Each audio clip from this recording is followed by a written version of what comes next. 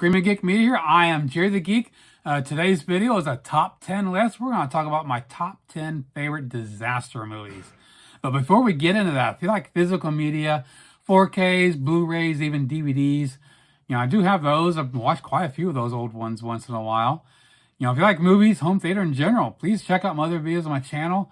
Like, subscribe, turn your bell notifications on, and always feel free to comment below. Let me know what you think of anything at any time.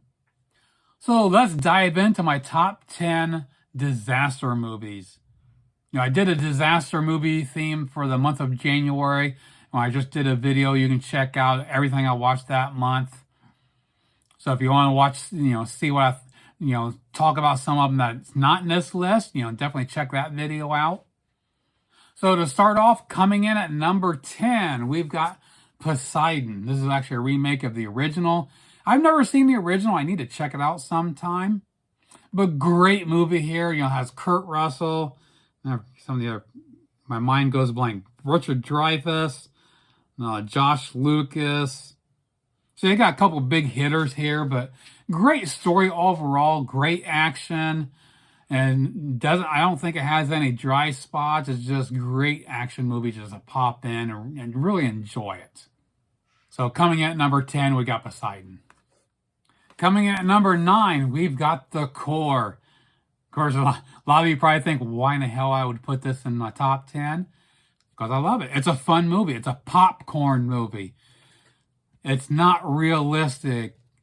Some people think it needs to be based in realism. Fuck it. I don't care. It's entertainment for a reason. I love it. It's such a fun movie. I enjoy this every time. So The Core comes in at number 9. Coming in at number 8, we've got Volcano. Another great one here. If you watched my other video, what I watched last month, I actually choose this one over Dante's Peak. I love Dante's Peak, don't get me wrong. It is a great movie. Most people choose it over Volcano because, Dante's Peak is more realistic than Volcano.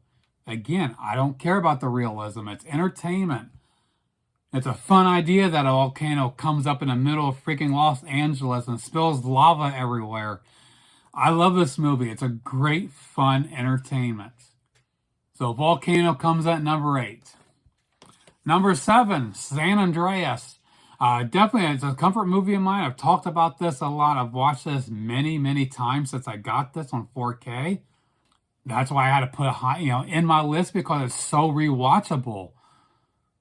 It's got a great story. You got Dwayne Johnson, a major Hollywood heavy hitter here.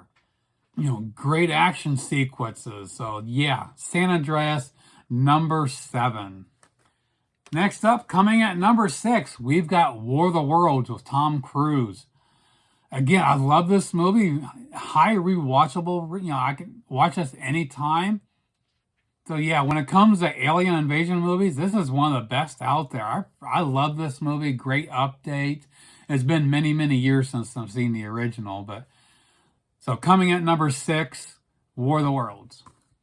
Coming at number 5, we have Armageddon. Nice disastrous asteroid movie. Of course, when it comes to disaster movies, Michael Bay does a great job. And plus, the cast alone, you have Bruce Willis, Billy Bob Thornton, Liv Tyler, Ben Affleck, Will Patton, Peter Stormare, David Keith, Steve Buscemi, and of course, great audio. The music score was done by Trevor Rabin.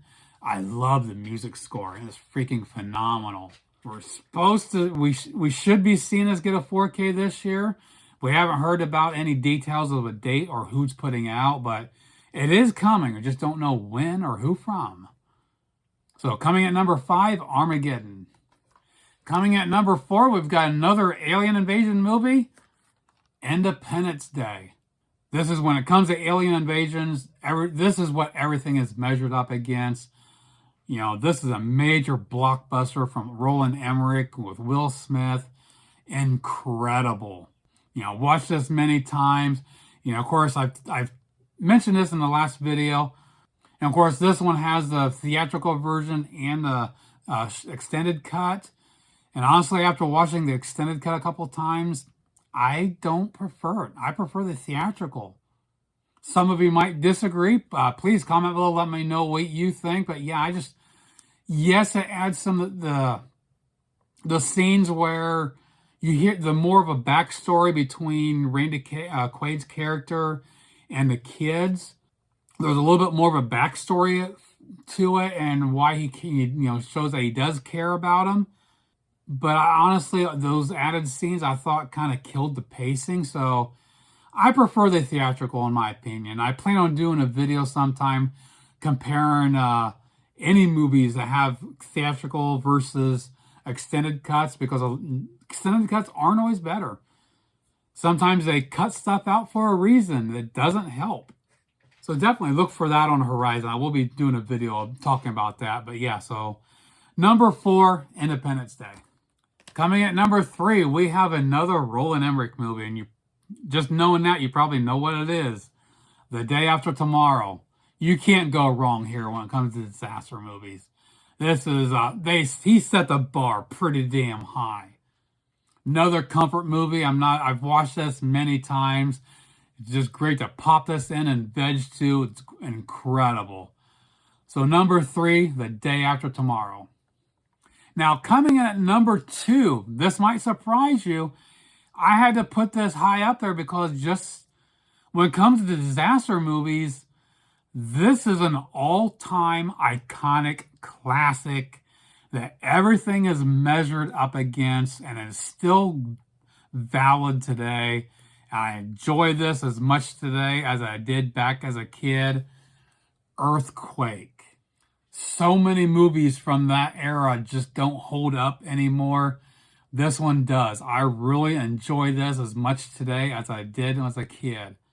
You gotta remember, this is 1974 we're talking about. This does have a 4K release. I will be getting that in the future. Just haven't done it yet. So I have the DVD here. Definitely does not look that great. But I mean, you got Charlton Heston, George Kennedy, Lauren Green, Richard Roundtree. So you got some pretty heavy hitters in this movie. So yeah, number 2, the original Earthquake. So before getting into my number 1 disaster movie, do a recap of the top 10. Coming at number 10, we got Poseidon. Number 9, The Core. Number 8, Volcano. Number 7, San Andreas. Number 6, War of the Worlds. Number 5, Armageddon. Number 4, Independence Day. Number 3, The Day After Tomorrow. And number 2, Earthquake. Now, after all that, you're probably wondering, what in the hell would you pick as your number 1 disaster movie? And it's another iconic film. I just had to put it up there. The Towering Inferno. This, along with Earthquake, is just movies that everything is compared to. When you talk about disaster movies, you can't talk about disaster without including Earthquake and The Towering Inferno. And it's another one, came out in 1974, same year as Earthquake. Must have been the year of disasters. So yeah, I had to put this at my number 1. I still love this movie. It's incredible. Sometimes those old school movies have slow burn to them where they're not that enjoyable. And for a movie that's 2.5 hours long, I didn't find any dry spots. I still really enjoyed this. I need to get this on Blu-ray. Being a Fox title, I don't see this ever come to 4K. Unless Disney would license out. I mean, this would be a great one for Criterion. I mean, being such an iconic disaster movie, I would love to see this by Criterion. They would do a wonderful job with this.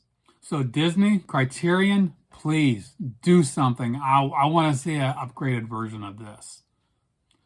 So yes, my favorite disaster movie is The Towering Inferno. It's nostalgic. I grew up with it. I'm glad to still enjoy it today, so I had to put it at a number 1. So that does it for my top 10 disaster movies. I do have some honorable mentions here for you.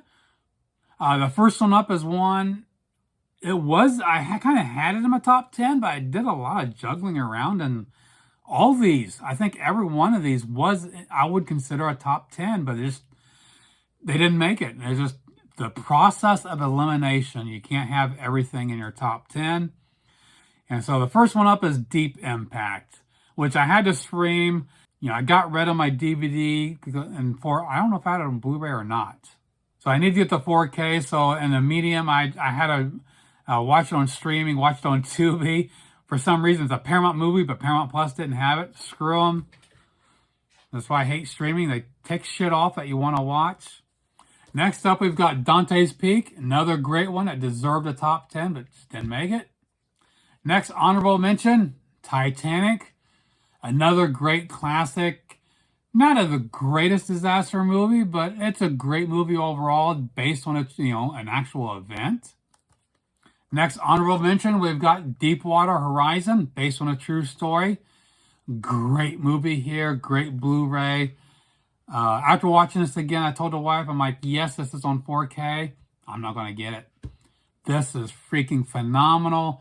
It looks as good as a 4K can. It has rich colors that jump off the screen, great details, a lot of depth, and a Dolby Atmos track to boot. So, yeah, I'm going to stick with the Blu-ray here. No need to get a 4K because this is freaking phenomenal. And the last honorable mention, Daylight with Sylvester Stallone. Great movie here. I got the 4K coming. Should have it in the next couple of days and get a review out. Definitely keep your eyes peeled for that. So that pretty much does it for my favorite disaster movies. My top 10 and honorable mentions. Please comment below. Let me know what you think of my favorites. What are some of your favorites? I know you probably disagree. This is all opinion based. What's your favorite disaster movies? Do you have any that's not in my list? Please, again, comment below. Let me know what you think. Like, subscribe, turn your bell notifications on, and we'll see you soon. Geek out.